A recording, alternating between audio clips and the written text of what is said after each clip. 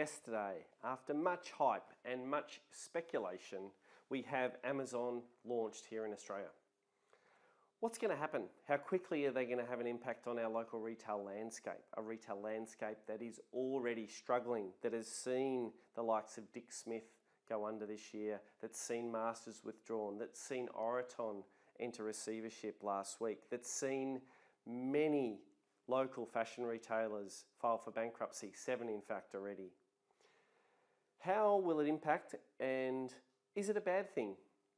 Is it evil to have an American company come over here and sell to Australian consumers and then take some profit and revenue back to home base?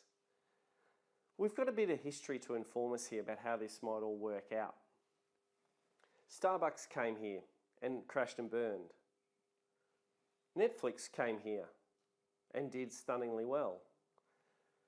Chalk and cheese.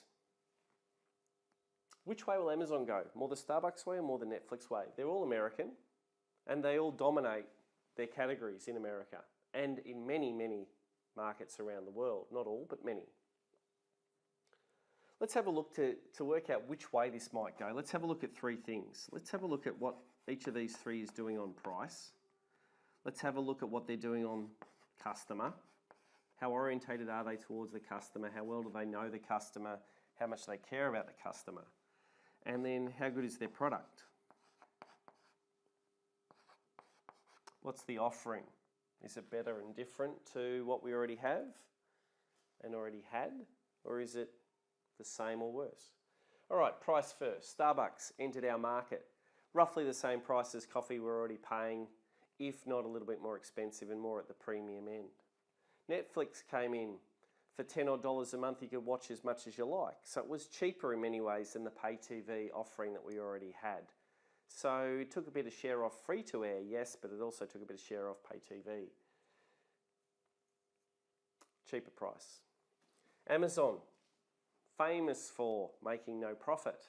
I can assure you that our local businesses make some profit, our local incumbent businesses, our large retailers. So Amazon has the ability to undercut them, not feeling the need to make a product and focusing more on market share. They also make it a point that they're the lowest price in the markets that they operate. So they will be lower price. So we've got no advantage on Starbucks. We've got a price advantage for Netflix and we've got a price advantage for Amazon. From a customer perspective, what have we got? Well, Starbucks didn't know the Australian consumer very well at all. We like milk-based coffee in many sectors in Australia. Starbucks was rolling out a lot of their same products that they had in the US. So they didn't cater a lot to our local taste. The coffee was also not as of higher standard initially, so it wasn't as strong. So there was something missing from the customer perspective on the offering they didn't understand.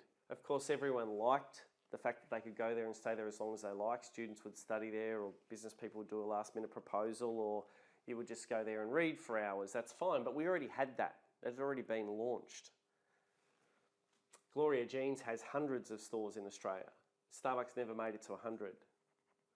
Netflix, from a customer perspective, well, very early days in the US, they offered a prize for anyone who could improve their algorithm that would predict your next movie that you would enjoy watching better than they could. And they actually awarded that $1 million prize in 2006 to a company called Bellcore. So they've always been very keen on understanding the preferences of the customers via a computer algorithm and prompting you for your next purchase. Amazon makes a very big deal about its customer. Jeff Bezos leaves an empty chair around the board table to remind everyone in the meeting that there is a customer and that the customer's listening and the customer needs to be serviced. So the way they do that is the broadest selection and the fastest delivery. What about the product? Spoken about the product. The product for Starbucks was nothing special, at least on par, if not inferior to what we already had.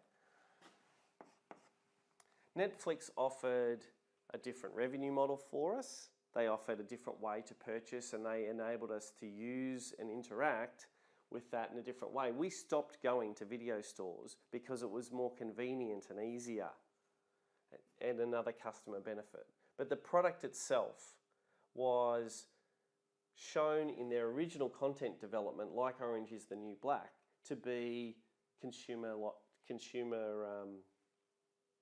approved. So many of their original content series have done extremely well.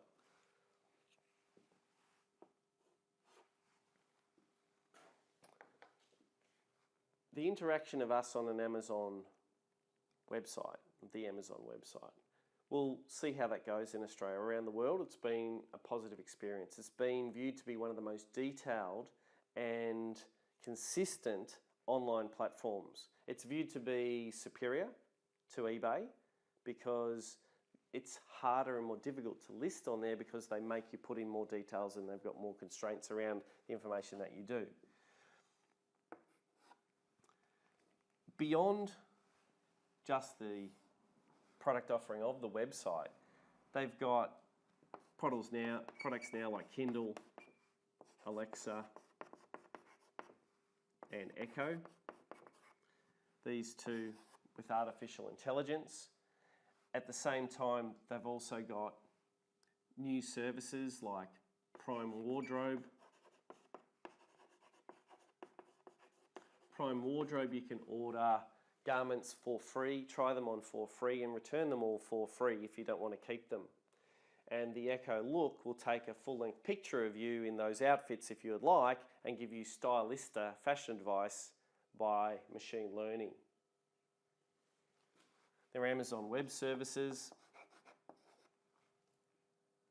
can be integrated for cloud offerings for businesses, and they have another couple of products like Fulfillment by Amazon, where small businesses can list their products for sale and they outsource the customer service, the logistics, the inventory, the delivery to Amazon.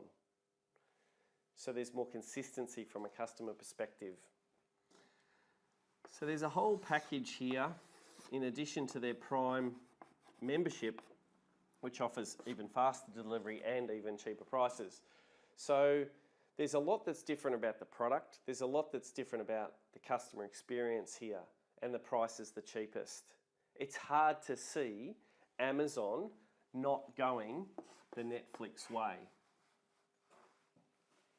And what I see is there's going to be a lot of small businesses in Australia, like a couple of my friends, like a couple of my clients who are listing on this marketplace, who are expecting higher revenues, and those profits and revenues will stay here.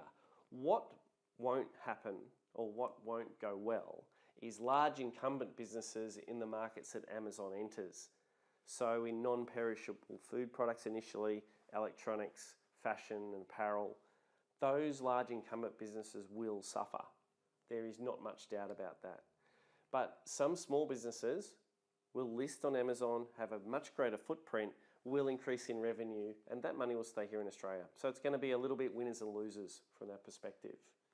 But will Amazon gain traction? Will it gain traction quickly, as Netflix has done in a bit over 2 years? Yes, I think so.